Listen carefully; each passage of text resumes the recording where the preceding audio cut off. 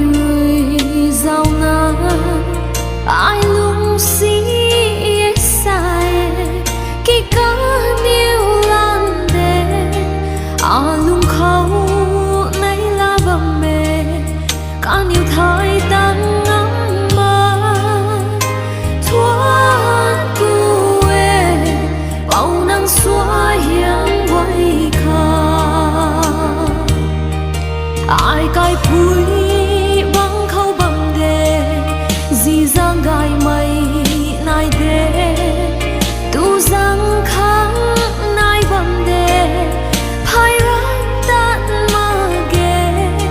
bao nắng ta ria lâu ê cái khung gai mây tí lâu thoáng tu ê bao nắng xóa hiang quay khờ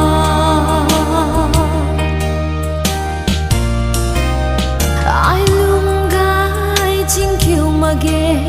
phải thân piu tàu mà ghê xem đuôi gái na mà ghê khi bao nắng nai đê không thu mi hay đi thề đi rồi hậu mắc xí đi thoát quê bao nắng xóa hiang quay khờ ai cai phui băng khâu bầm đề gì giang gai mây nai đê tu giang kháng nai bầm đề phai rắn tận mà ghê bao nắng ta ria lâu ê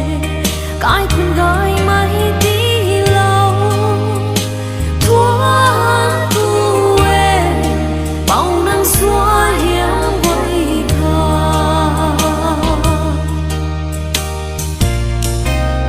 ai luôn gai chính kiều mà ghê phải thân piu tàu mà ghê